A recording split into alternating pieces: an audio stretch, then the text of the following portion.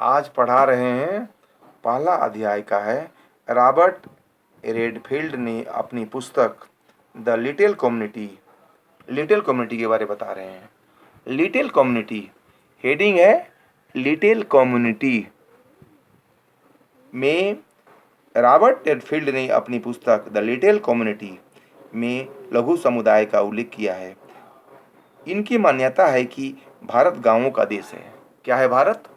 भारत भारत क्या है? गांवों का देश है। क्या है भारत? गांवों का देश है।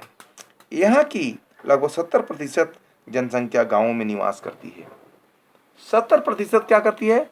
गांवों में निवास करती है। आप भी जानते हैं चीज को। गांवों का देश है भारत। गांव का मजा अलग है, शहर का मजा अलग है। आप गांव में रहिए, शहर में रहिए, कितना डिफरेंट है, कितना कितना अंतर है। भारत गांवों का देश है। कहावत क्या है? गांवों का देश है। इस प्रकार रेडफील्ड ने गांवों को लघु समुदाय कहकर संबोधित किया है। इसके अनुसार लघु समुदाय मानवता के समस्त इतिहास में मानव जीवन का सबसे प्रबल स्वरूप है। मानव जीवन का क्या है? सबसे प्रबल स्वरूप है, एक इकाई है। रेडफील्ड ने नगरों को दीर्घ दीर्घ समुदाय कहा है। इस प्रकार उन्होंने समुदाय को लघु समुदाय और दीर्घ समुदाय नामक दो रूपों में वर्गीकृत किया है। यहाँ हम भारत की सामाजिक संरचना के अनुसार समुदाय को प्रमुख रूप से 3 वर्गों में विभक्त करेंगे, जो इस प्रकार हैं: ग्रामीण समुदाय, नगरीय समुदाय, जनजातीय समुदाय। ग्रामीण समुदाय, नगरीय समुदाय, जनजातीय समुदाय। अब हमें समझना है ग्रामीण समुदाय क्या है, नगरीय समुदाय क्या है, जनजातीय समुदाय क्या है ना।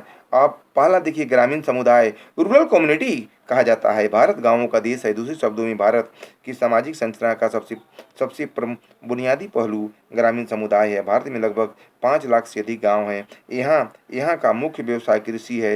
रेडफील्ड ने गांवों को लघु समुदाय लिटिल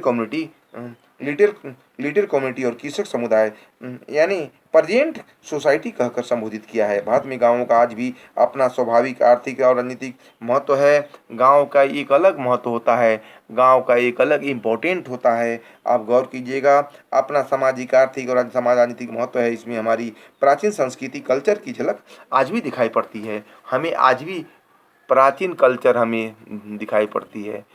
क्या होता है? हमें प्राचीन कल्चर आज भी दिखाई पड़ती है। प्राचीन कल्चर, संस्कृति, कल्चर दिखाई पड़ती है। अब ग्रामीण समुदाय की विशेषताएं, ट्रेडिशंस ऑफ कम्युनिटी। ग्रामीण समुदाय, भारतीय ग्रामीण समुदाय की प्रमुख विशेषताएं निम्न प्रकार है। आज का इसका विशेषता कौन कौन है, ये आपको जानना मस्ट इम्पोर्टेंट है।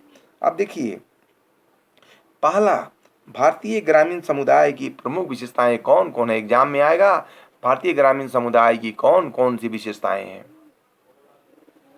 अथवा ग्रामीण समुदाय की विशेषता से क्या समझते हैं। एग्जामिनर पूछा था, घुमा के पूछता है, अथवा ग्रामीण समुदाय की प्रमुख विशेषता को संक्षेप में वर्णन कीजिए। आंसर क्या होगा? एक होगा। अब देखिए, भारतीय ग्रामीण समुदाय की प्रमुख विशेषता कौन कौन है। पहला क्या है? मुख्य व्यवसाय कृषि, यानी मुख्य व्यवसाय ग्रामीण समुदाय क्या है? कृषि है, एग्रीकल्चर है, खेती बाड़ी करना है, जीवन यापन करना है, उसी में अपना जीवन यापन व्यतीत किया जाता है। कृषि ही मुख्य व्यवसाय है कृषक का, किसान का। इसका मुख्य विशेषता है। भारतीय समाज, इंडियन समाज का, कम्युनिटी के समुदाय की प्रमुख विशेषता क्या है? मुख्य व्यवसाय कृषि है ना। कृषि भारत के ग्रामीण समुदाय का मुख्य व्यवसाय ही नहीं, बल्कि यह एक जीवन शैली भी है। ग्रामीण समुदाय की सर्वाधिक निर्भरता कृषि पर ही है। दूसरा, प्रकृति पर निर्भरता। प्रकृति पर निर्भरता भी एक बहुत बड़ा कारण माना जाता है। ग्रामीण समुदाय की एक अन्य प्रमुख विशेषता यह है कि वे प्रकृति पर निर्भर हैं। जैसे बाढ़, अकाल, महामारी आदि का संबंध प्रकृति से है। ये सभी संकट कृषि व्यवसाय के उतार चढ़ाव को प्रभावित करती है। कभी एक क्वेश्चन है, भारतीय किसान मानसून के साथ जुआ है किस प्रकार। जैसे खेती बाड़ी, बारिश हुई तो पैदावार हुई, अब बारिश नहीं हुई तो पैदावार नहीं हुई। भारतीय किसान मानसून के साथ जुआ है।